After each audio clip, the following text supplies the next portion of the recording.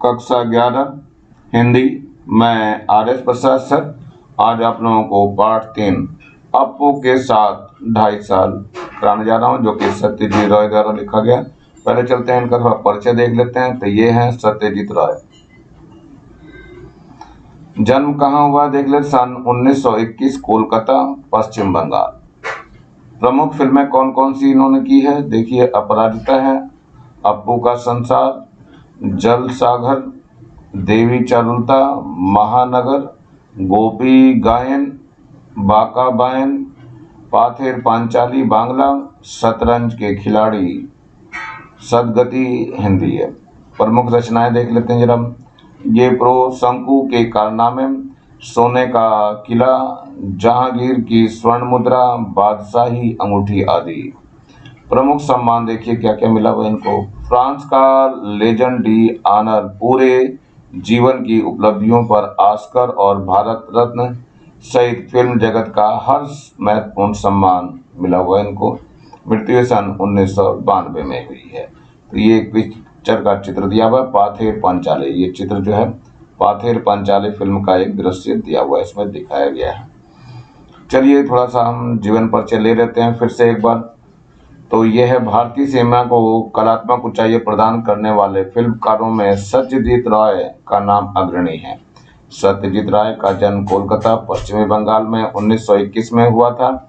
इनके निर्देशन में पहली फीचर फिल्म पाथेर पांचाली बांग्ला 1955 में प्रदर्शित हुई। इससे उन्हें अंतर्राष्ट्रीय स्तर पर प्रतिष्ठा प्राप्त हुई। इन्होंने फिल्म के जरिए केवल फिल्म विधा को समृद्धि ही नहीं किया, अपितु इस माध्यम के बारे में निर्देशकों और आलोचकों के बीच एक समझ विकसित करने में भी अपना योगदान दिया। सत्यजीत राय के कार्यों को देखते हुए उन्हें कई पुरस्कारों से नवाजा गया। इन्हें फ्रांस का लेजेंड डी ऑनर, जीवन की उपलब्धियों पर ऑस्कर और भारत रत्न सहित फिल्म जगत का हर महत्वपूर्ण सम्मान मिला। सन 1992 में इनका स्वर्गवास हो गया। रचनाएं देखिए क्या क्या थी। सत्यजीत राय फिल्म के निर्देशक तो थे ही, वे बाल व किशोर साहित्य भी लिखते थे। उनकी प्रमुख रचनाएं निम्नलिखित हैं। नंबर यह है आपका, प्रो शंकु के कारनामे, सोने का किला, जहांगीर की स्वर्ण मुद्रा, बादशाही अंगूठी आदि। प्रमुख फिल्में कौन कौन सी है? अपराजिता है, अपू का संसार, जलसागर, देवी चारुलता, महानगर, गोपी गायन, बांका बायन, पाथेर पांचाली बांग्ला है, ये शतरंज के खिलाड़ी, सदगति ये हिंदी में है। तो चलिए साहित्यिक विशेषताएं देख लेते हैं क्या है। तो सत्यजीत राय ने 30 के लगभग फीचर फिल्में बनाई। इनकी ज्यादातर फिल्में साहित्यिक कृतियों पर आधारित हैं। इनके पसंदीदा साहित्यकारों में बंगला के विभूत विभूषण पद्योपाध्याय से लेकर हिंदी के प्रेमचंद तक शामिल हैं। फिल्मों के पटाखा, लेखन, संगीत, संयोजन एवं निर्देशन के अलावा इन्होंने बांग्ला में बच्चों और किशोरों के लिए लेखन का काम भी बहुत संजीदगी के साथ किया। इनके द्वारा रचित कहानियों में जासूसी रोमांच के साथ साथ पेड़ पौधे तथा पशु पक्षी का सहज संसार भी है। पाठ का सारांश देखते हैं जरा क्या है इसमें। अपू के 2.5 साल नामक संस्मरण पाथेर पांचाली के फिल्म के अनुभवों से संबंधित है, जिसका निर्माण भारतीय फिल्म के इतिहास में बहुत बड़ी घटना के रूप में दर्ज है। इससे फिल्म के सृजन और उसके व्याकरण से संबंधित कई बारीकियों का पता चलता है। यही नहीं, जो फिल्मी दुनिया हमें अपने ग्लैमर से चुंधियाती हुई जान पड़ती है, उसका एक ऐसा सच हमारे सामने आता है जिसमें साधहीनता के बीच अपनी कला दृष्टि को साकार करने का संघर्ष भी है। यह पाठ मूल रूप से बांग्ला भाषा में लिखा गया है। इसका अनुवाद विगत गीते ने किया है। इस संस्मरण का सार इस प्रकार है। चलिए देखते हैं क्या है सार। लेखक कहते हैं कि पाथेर पांचाली फिल्म की शूटिंग 2.5 साल तक चली। उस समय वह विज्ञापन कंपनियों में काम करता था। काम से फुर्सत मिलते ही और पैसे होने की शूटिंग की जाती थी। शूटिंग शुरू करने से पहले कलाकार इकट्ठे करने के लिए बड़ा आयोजन किया गया। अपू की भूमिका निभाने के लिए 6 साल का लड़का नहीं मिल रहा था। इसके लिए अखबार में विज्ञापन दिया। रास बिहारी एवेन्यू के एक भवन में किराए के कमरे पर बच्चे इंटरव्यू के लिए आते थे। एक सज्जन तो अपनी लड़की के बाल काटवा कर लाए थे। लेखक परेशान हो गया। एक दिन लेखक की पत्नी की नजर पड़ोस में रहने वाले लड़के पर पड़ी और वह सुबीर बनर्जी ही पाथेर पांचाली में अप्पू बना। फिल्म में अधिक समय लगने लगा तो लेखक को यह डर लगने लगा कि अगर अप्पू और दुर्गा नामक बच्चे बड़े हो गए तो दिक्कत हो जाएगी। सौभाग्य से वे नहीं बढ़े। फिल्म की शूटिंग के लिए वे पालसीट नामक गांव गए। वहां रेल लाइनों के पास काश फूलों से भरा मैदान था। उस मैदान में शूटिंग शुरू हुई। एक दिन में आधी शूटिंग हुई। निर्देशक, छायाकार, कलाकार आदि सभी नए होने के कारण घबराए हुए थे। बाकी का सीन बाद में शूट करना था। 7 दिन बाद वहां दोबारा पहुंचे तो काशफूल गायब थे। उन्हें जानवर खा गए थे। अतः आधे सीन की शूटिंग के लिए अगली शरद ऋतु की प्रतीक्षा करनी पड़ी। अगले वर्ष शूटिंग हुई। उस समय रेलगाड़ी के शॉट्स भी लिए गए। कई शॉट्स होने के लिए 3 रेलगाड़ियों से शूटिंग की गई।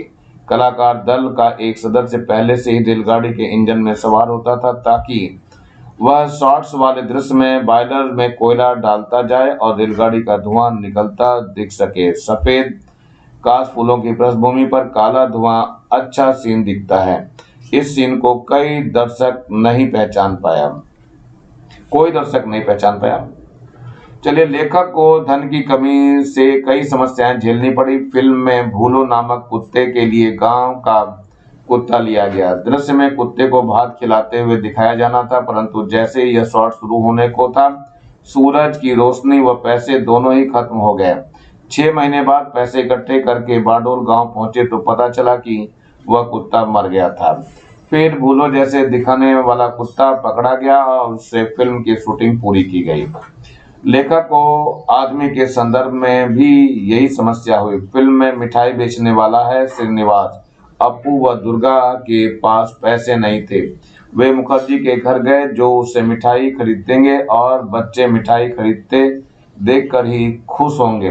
पैसे के अभाव के कारण दृश्य का कुछ अंश चित्रित किया गया।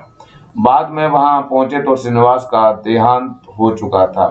किसी तरह उनसे उनके शरीर से मिलता जुलता व्यक्ति मिला और उनकी पीठ वाले दृश्य से शूटिंग पूरी की गई।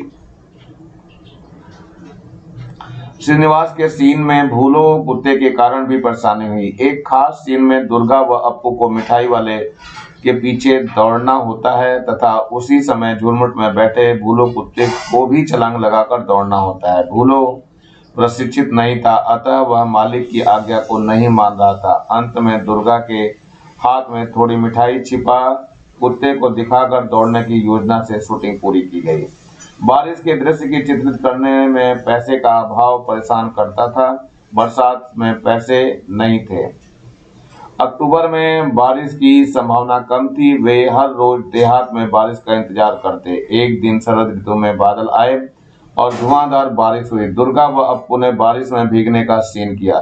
ठंड से दोनों कांप रहे थे। फिर उन्हें दूध में ब्रांडी मिलाकर पिलाई गई। गोडाल गांव में अप्पू दुर्गा का घर, स्कूल, गांव के मैदान, खेत, आम के पेड़, बांस की झुरमुट आदि मिले। यहाँ उन्हें कई तरह के विचित्र व्यक्ति भी मिले। सुबोध दास 60 वर्ष से अधिक के थे और झोपड़ी में अकेले रहकर बड़बड़ाते रहते थे। फिल्म वालों को देखकर उन्हें मारने की कहने लगे। बाद में वे वायलिन पर लोक गीतों की धुनें बजाकर सुनाते थे। वे सनकी थे। इस तरह शूटिंग के साथ वाले घर में एक धोबी था जो पागल था। वह किसी समय राजकीय मुद्दे पर भाषण देने लगता था। शूटिंग के दौरान उसके भाषण साउंड के काम को प्रभावित करता था। पाथेर पांचाली की शूटिंग के लिए लिया गया घर खंडहर था। उसे ठीक करवाने में 1 महीना लगा। इस घर के कई कमरों में सामान रखा था तथा उन्हें फिल्म में नहीं दिखाया गया। भूपेन बाबू एक कमरे में रिकॉर्डिंग मशीन लेकर बैठते थे। वे साउंड के बारे में बताते थे। एक दिन जब उनसे साउंड के बारे में पूछा गया तो आवाज नदारद थी। उनके कमरे में एक बड़ा सांप खिड़की के नीचे उतर रहा था। उनकी बोलती बंद थी। लोगों ने उसे मारने से रोका। क्योंकि वह क्योंकि वह वास्तु सर्प था जो बहुत दिनों से वहां रह रहा था। चलिए कुछ अर्थ देख लेते हैं। कालखंड का मतलब समय का एक हिस्सा, स्थगित मीन्स रोका हुआ, कुछ समय के लिए, मुलतवी किया हुआ, भाड़े पर मतलब किराए पर, कंटिन्यूटी निरंतरता, तारतम्यता, शॉर्ट्स मीन्स दृश्यों को शूट करना, साउंड रिकॉर्डिंग आवाज की रिकॉर्डिंग करने वाला, पुकुर मीन्स पोखर, नवागत होना किसी क्षेत्र में, नए क्षेत्र या विषय को जानना, नदारद गायब होना, भात मीन्स पका हुआ चावल, बॉयलर मीन्स रेलगाड़ी के इंजन का वह हिस्सा जिसमें कोयला डाला जाता है और भाप बनती है, वास्तु सर्प वह सर्प जो घर में अक्सर दिखाई देता है, मान्यता के अनुसार उसे कुल देवता बंगाल में वास्तु सर्प कहते हैं। इंटरव्यू साक्षात्कार, नाजुक कोमल, विज्ञापन इश्तिहार होता है, बेहाल मीन्स बुरा हाल, नामुमकिन जो संभव ना हो सकने वाला, विचित्र चित्र क्या है दिखाया गया, छायाकार फोटोग्राफर, बौराए हुए घबराए हुए पागल से हुए, केबिन मतलब डब्बा है, अभाव कमी, निवाला मीन्स टुकड़ा है, ग्रास यानी दुम मीन्स पूंछ है, छोर मीन्स किनारा, संदर्भ मीन्स बारे में या प्रसंग में, उलझना परेशान होना, झुरमुट झाड़ियां, हॉलीवुड फिल्म उद्योग, जया होना खराब होना, बेकार जाना, धीरज धैर्य, निर्भय बिना बादल के, साफ धुआंधार बहुत तेज, आसरा सहारा, ब्रांडी गर्म असर रखने वाला एक पेय, परिचय जान पहचान, पाजी दोस्त, मतानुसार मीन्स विचार के अनुसार, राजकीय मुद्दा राजनीतिक विषय, राज्य से संबंधित जो होता है, आपत्ति परेशानी या बाधा, सिरदर्द बनना समस्या बनना, ध्वस्त टूटा फूटा, रिकॉर्डिंग मशीन वह मशीन जिससे दृश्य और ध्वनि सुरक्षित कर ली जाती है, सहम जाना डर जाना, बोलती बंद होना, मुंह से आवाज ना निकलना, उतावला बेसब्र, अंश भाग होता है, सीन मीन्स दृश्य, सिवा मीन्स अन्य अतिरिक्त, फुर्सत मीन्स अवकाश, मरम्मत मीन्स बिगड़ी हुई स्थिति को सुधारना, फुसफुसाना अत्यंत मंद स्वर में कहना, बांस बन बांस का वन। चलिए पहले पैराग्राफ को देखते हैं। फिल्म का काम आगे भी 2.5 साल चलने वाला है, इस बात का अंदाजा मुझे पहले नहीं था, इसलिए जैसे जैसे दिन बीतने लगे वैसे वैसे मुझे डर लगने लगा। अप्पू और दुर्गा की भूमिका निभाने वाले बच्चे अगर ज्यादा बड़े हो गए तो फिल्म में वह दिखाई देगा, लेकिन मेरी खुशकिस्मत से उस उम्र में बच्चे जितने बढ़ते हैं उतने अप्पू और दुर्गा की भूमिका निभाने वाले बच्चे नहीं बढ़े। इंदिरा ठाकुरून की भूमिका निभाने वाली 80 साल उम्र की चुन्नी बाला देवी 2.5 साल तक काम कर सकी, वह भी मेरे सौभाग्य की बात थी। प्रश्न है समय नंबर 1 पाठ तथा उसके लेखक का नाम लिखिए। नंबर 2 है लेखक को फिल्म बनाने में लगने वाला समय का अंदाजा क्यों नहीं था। नंबर 3 है दिन बीतने के साथ लेखक के मन में क्या डर बैठ गया। और नंबर 4 है लेखक किस बात में अपनी खुशकिस्मती मानता है। और नंबर 5 है फिल्म बनाने में लेखक को क्या क्या कठिनाइयां आई हैं। चलिए इसके उत्तर की तरफ चलते हैं बच्चों। तो ये उत्तर है नंबर 1 है ये आपका अप्पू के साथ 2.5 साल, लेखक हैं सत्यजीत राय, मतलब पाठ तो अप्पू के साथ 2.5 साल है।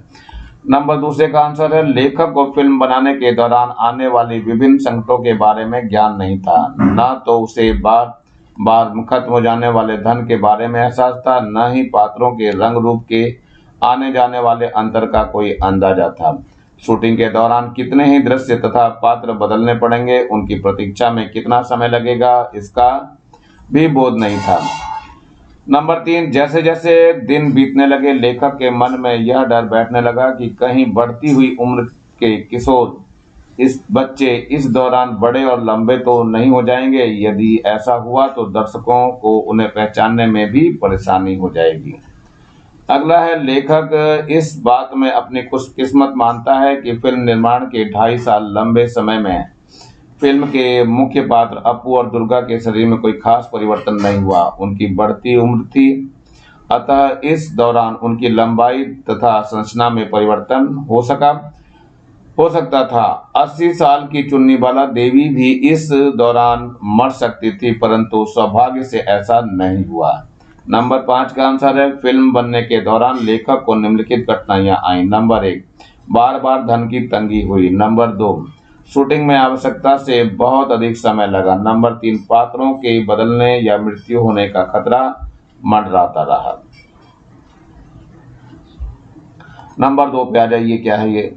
सुबह शूटिंग शुरू करके शाम तक हमने सीन का आधा भाग चित्रित किया। निर्देशक, छायाकार, छोटे अभिनेता, अभिनेत्री, हम सभी इस क्षेत्र में नवगत होने के कारण थोड़े बौराए हुए ही थे। बाकी का सीन बाद में चित्रित करने का निर्णय लेकर हम घर पहुंचे। 7 दिन बाद शूटिंग के लिए हम उस जगह गए तो वह जगह हम पहचान नहीं पाए। लगा ये कहाँ आ गए हम, कहाँ गए वे सारे काशफूल। बीच के 7 दिनों में जानवर ने वे सारे काशफूल खा डाले थे। अब अगर हम उस जगह बाकी आधे सीन की शूटिंग करते हैं तो पहले आधे सीन के साथ उनका मेल कैसे बैठता, इसमें कंटिन्यूटी नदारद हो जाती। तो प्रश्न देखिए क्या क्या है इसमें।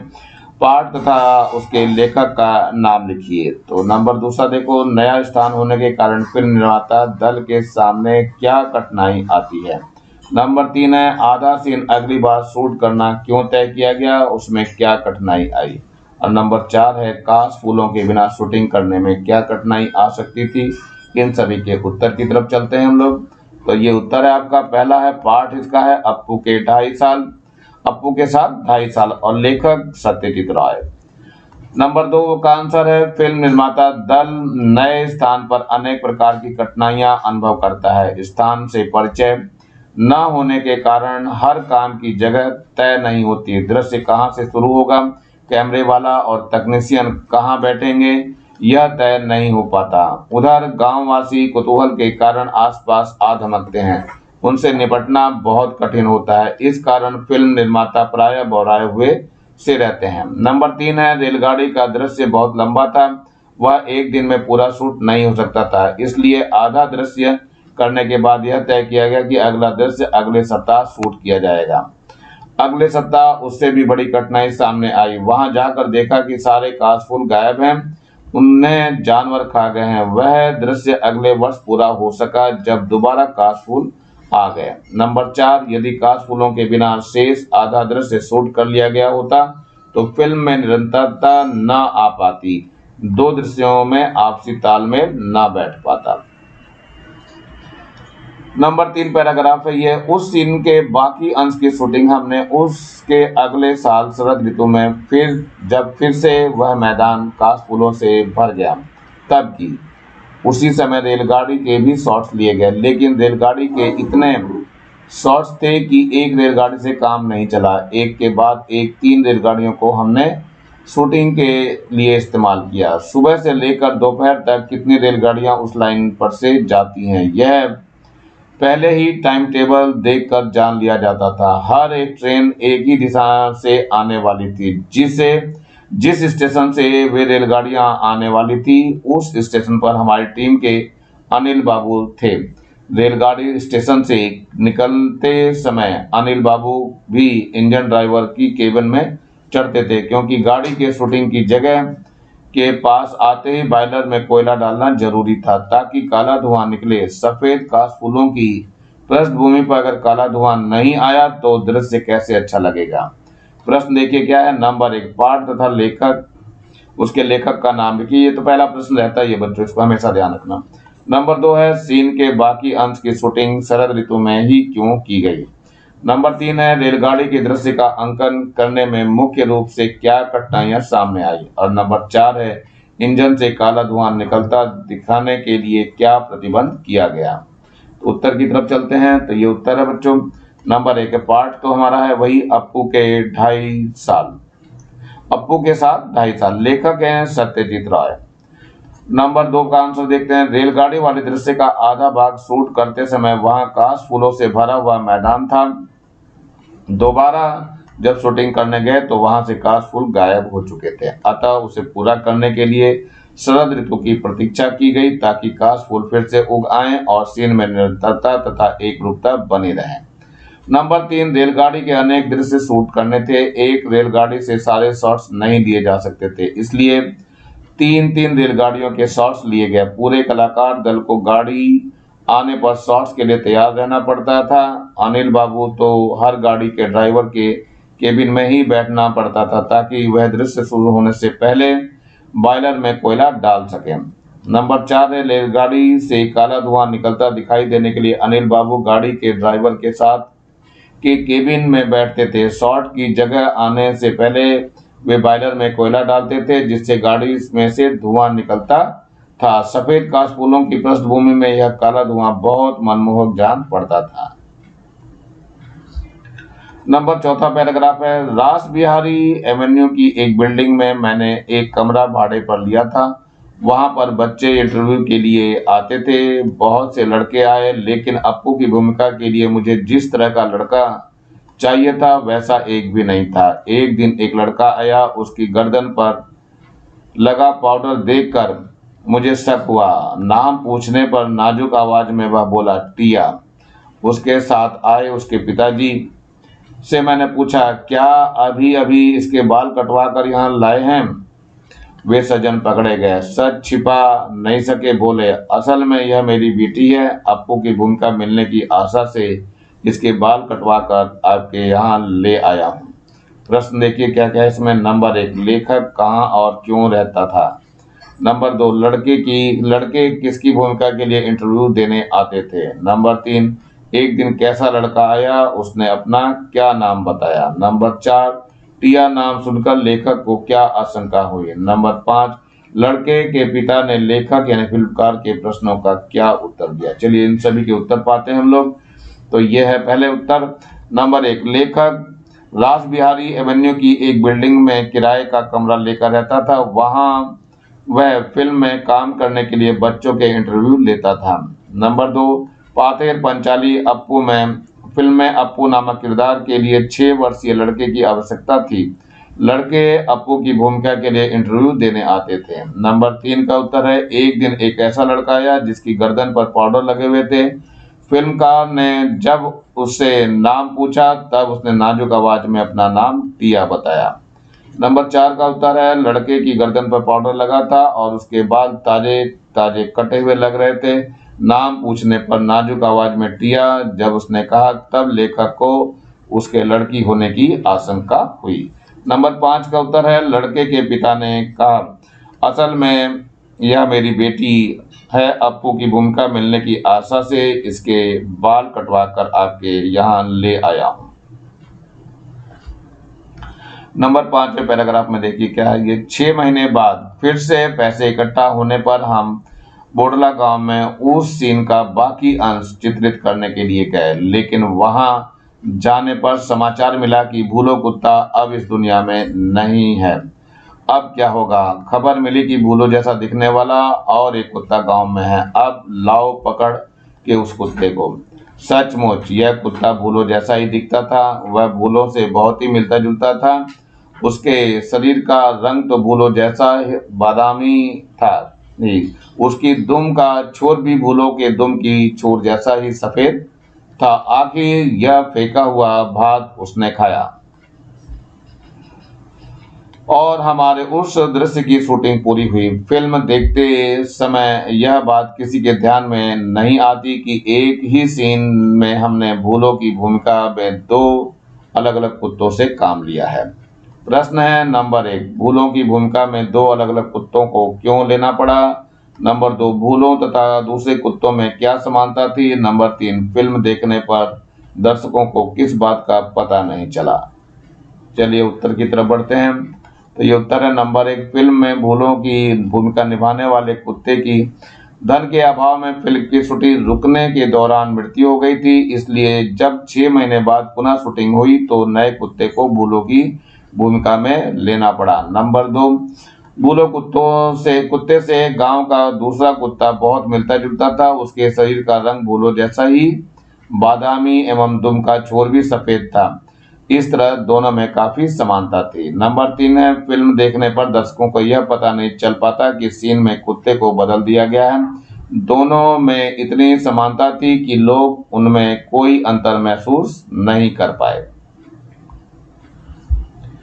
छोटा पैराग्राफ देखते हैं। हमें ऐसा सीन लेना था, लेकिन मुश्किल यह था कि कुत्ता कोई हॉलीवुड का सिखाया हुआ नहीं था, इसलिए यह बताना बहुत मुश्किल ही था कि वह अपू दुर्गा के साथ भागता जाएगा या नहीं। कुत्ते के मालिक से हमने कहा था, अपू दुर्गा जब भागने लगते हैं तब तुम अपने कुत्ते को उन दोनों के पीछे भागने के लिए कहना, लेकिन शूटिंग के वक्त दिखाई दिया कि वह कुत्ता मालिक की आज्ञा का पालन नहीं कर रहा है। इधर हमारा कैमरा चालू ही था, कीमती फिल्म जया हो रही थी और मुझे बार बार चिल्लाना पड़ रहा था, कट कट कट।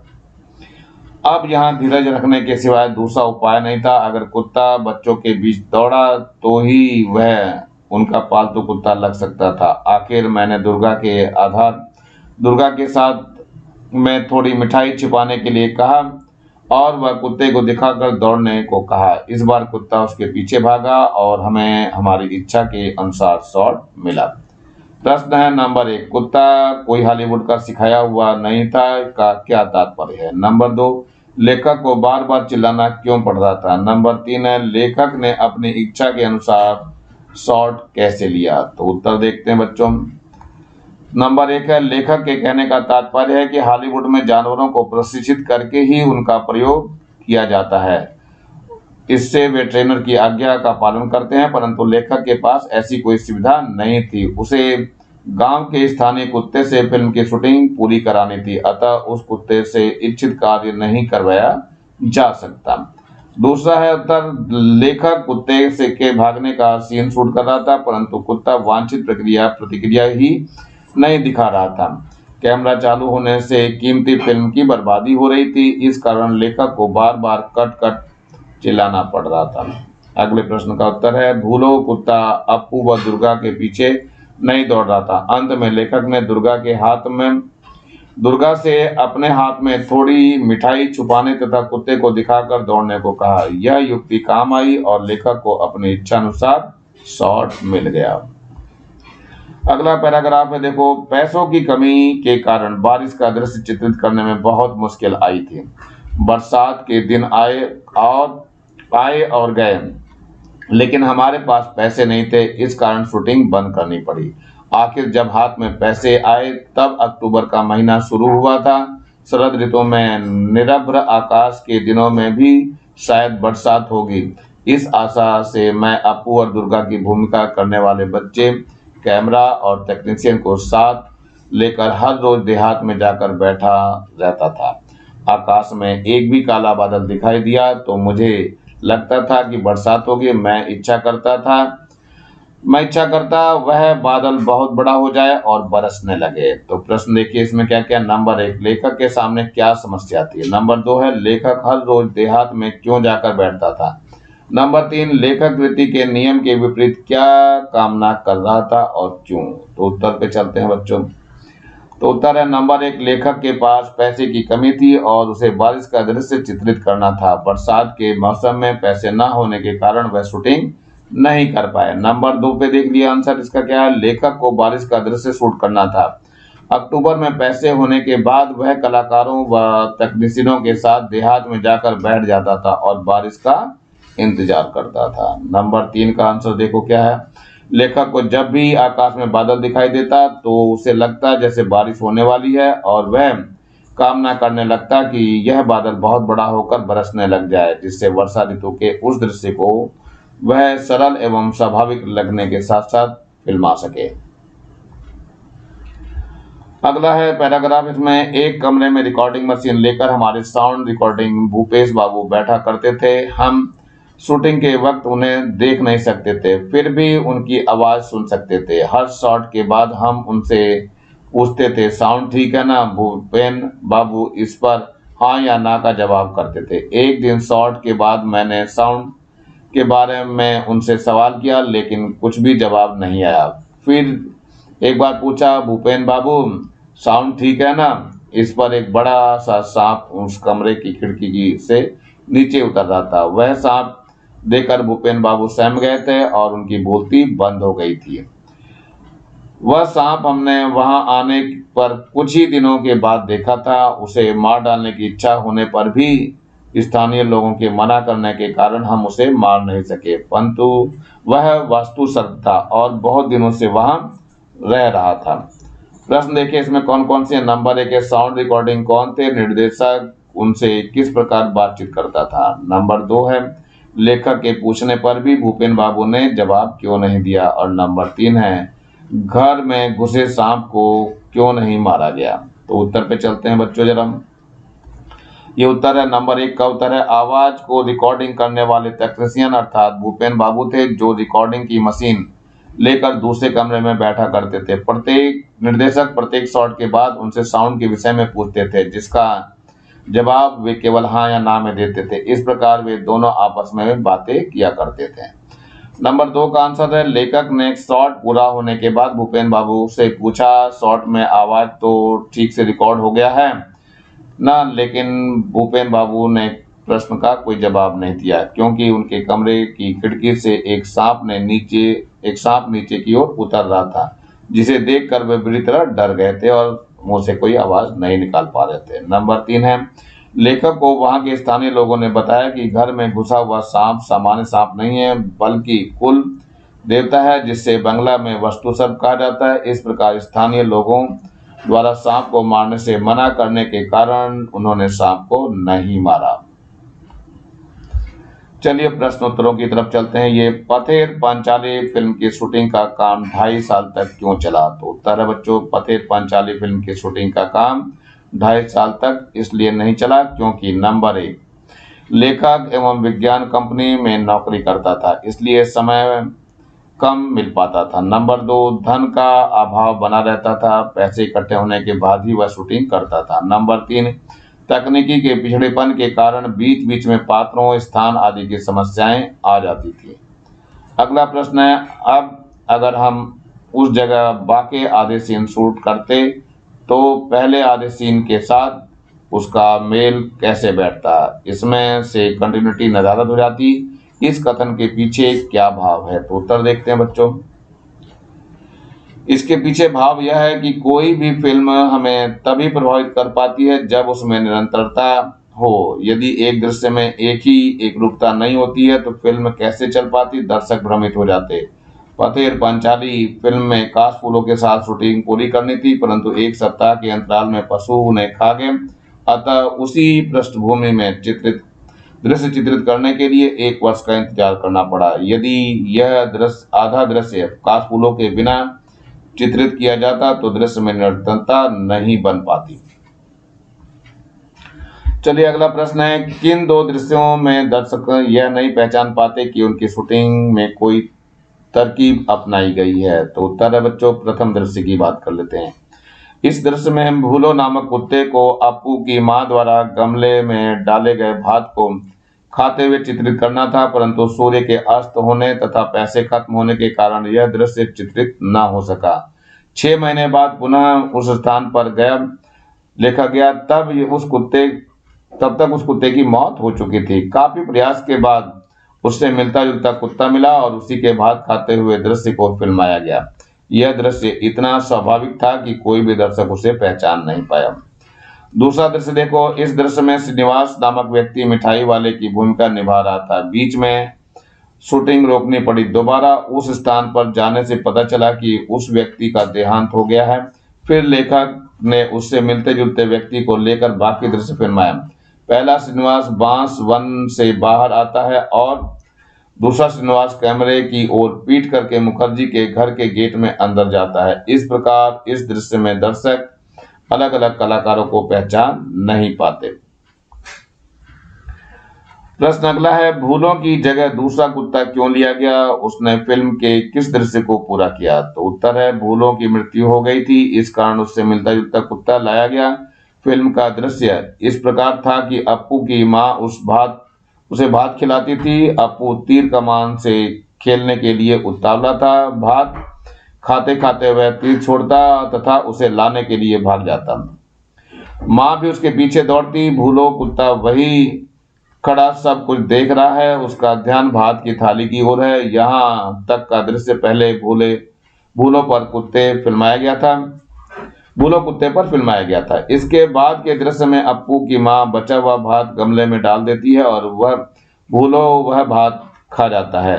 यह दृश्य दूसरे कुत्ते से पूरा किया गया। अगला प्रश्न है, फिल्म में श्रीनिवास की क्या भूमिका थी और उनसे बड़े जुड़े बाकी दृश्यों को उनके गुजर जाने के बाद किस प्रकार फिल्माया गया? तो उत्तर है बच्चों, फिल्म में श्रीनिवास की भूमिका मिठाई बेचने वाले की थी। उनके देहांत के बाद उनकी जैसे कटकादी का व्यक्ति ढूंढा गया। उसका चेहरा अलग था परंतु शरीर श्रीनिवास जैसा ही था। ऐसे में फिल्म कलाकार ने तरकीब लगाई, नया आदमी कैमरे की तरफ पीठ करके मुखर्जी के घर के गेट के अंदर आता है, अतः कोई भी अनुमान नहीं लगा पाता है कि यह व्यक्ति अलग है, यह अलग व्यक्ति है। अगला प्रश्न है हमारा, बारिश का दृश्य चित्रित करने में क्या मुश्किल आई और उसका समाधान किस प्रकार हुआ? तो उत्तर है बच्चों, ये फिल्म कलाकार के पास पैसे का अभाव था, अतः बारिश के दिनों में शूटिंग नहीं कर सके। अक्टूबर माह तक उनके पैसे इकट्ठे हुए तो बरसात के दिन समाप्त हो चुके थे। शरद ऋतु में बारिश होना भाग्य पर निर्भर था। लेखक हर रोज अपनी टीम के साथ गांव में जाकर बैठते रहते और बादलों की ओर टकटकी लगाकर देखते रहते। एक दिन उनकी इच्छा पूरी हुई, अचानक बादल छा गए और धुआंधार बारिश होने लगी। फिल्मकार ने इस बारिश का पूरा फायदा उठाया और दुर्गा और अप्पू का बारिश में भीगने वाला दृश्य शूट कर लिया। इस बरसात में भीगने से दोनों बच्चों को ठंड लग गई परंतु दृश्य पूरा हो गया। अगला प्रश्न है, किसी फिल्म की शूटिंग करते समय फिल्मकार को किन समस्याओं का सामना करना पड़ता है, उन्हें सूचीबद्ध कीजिए। तो उत्तर है, किसी फिल्म शूटिंग करते समय फिल्म कलाकार को निम्नलिखित समस्याओं का सामना करना पड़ता है। नंबर 1, धन की कमी। नंबर 2, कलाकारों का चयन। नंबर 3, कलाकारों के स्वास्थ्य, मृत्यु आदि की स्थिति। नंबर 4, पशु पात्रों के दृश्य की समस्या। नंबर 5, बाहरी दृश्यों हेतु लोकेशन ढूंढना। नंबर 6, प्राकृतिक दृश्यों के लिए मौसम पर निर्भरता। नंबर 7, स्थानीय लोगों का हस्तक्षेप व असहयोग। नंबर 8 है संगीत और नंबर 9, दृश्यों की निरंतरता हेतु भटकना। प्रश्न है, 3 प्रसंगों में राय ने कुछ इस तरह की टिप्पणियां की है कि दर्शक पहचान नहीं पाते कि यह फिल्म देखते हुए इस ओर किसी का ध्यान नहीं गया कि इत्यादि। ये प्रसंग कौन से हैं, चर्चा करें और इस पर भी विचार करें कि शूटिंग के समय की असलियत फिल्म को देखते समय कैसे छिप जाती है। तो उत्तर है, ये फिल्म शूटिंग के समय 3 प्रमुख प्रसंग हैं। चलिए, नंबर 1 है, भूलो कुत्ते के स्थान पर दूसरे कुत्ते को भूलो बनाकर प्रस्तुत किया गया। नंबर 2 है, एक रेलगाड़ी के दृश्य को 3 रेलगाड़ियों से पूरा किया गया ताकि धुआं उठने का दृश्य चित्रित किया जा सके। यह दृश्य काफी बड़ा था। नंबर अगला है, श्रीनिवास का पात्र निभाने वाले व्यक्ति की मृत्यु हो गई थी, अतः उनके स्थान पर मिलती जुलती कदकाठी वाले व्यक्ति से मिठाई वाला दृश्य पूरा करवाया गया। हालांकि उसकी पीठ दिखाकर काम चलाया गया। शूटिंग के समय अनेक तरह की दिक्कतें आती हैं परंतु निरंतरता बनाए रखने के लिए बनावटी दृश्य डालने पड़ते हैं। दर्शक फिल्म के आनंद में डूबा होता है, अतः उसे छोटी छोटी बारीकियों का पता नहीं चल पाता। टिप्पणी है, सचमुच वास्तविकता में और फिल्म में अंतर होता है। फिल्म में बनावटी दृश्य होते हैं। निर्देशक विभिन्न युक्तियों का प्रयोग करके नकली को असली बनाकर दिखा देता है। वास्तविक जीवन की कड़वी सच्चाई फिल्म के रंगीन पर्दे पर छिप जाती है। चलिए, अगला प्रश्न है, पांतेर पंचाली फिल्म में इंदिरा ठाकुर की भूमिका निभाने वाले 80 साल की चुन्नी बाला देवी 2.5 साल तक काम कर सकी। यदि आधी फिल्म बनाने के बाद चुन्नी बाला देवी की अचानक मृत्यु हो जाती तो सत्यजीत राय क्या करते? चर्चा करें। उत्तर है, अगर आधी फिल्म बनाने के बाद चुन्नी बाला देवी की अचानक मृत्यु हो जाती तो सत्यजीत राय उससे मिलती जुलती किसी अन्य वृद्ध महिला को खोजते। यदि मिल जाती तो ठीक, नहीं तो किसी अन्य युक्ति का उपयोग करते, जैसे उसका चेहरा न दिखाते, चेहरे की बजाय उसके पैरों की गति दिखाते या पेट दिखा करके काम चला लेते। हो सकता है कहानी में कुछ परिवर्तन करके उसकी भूमिका कम कर देते।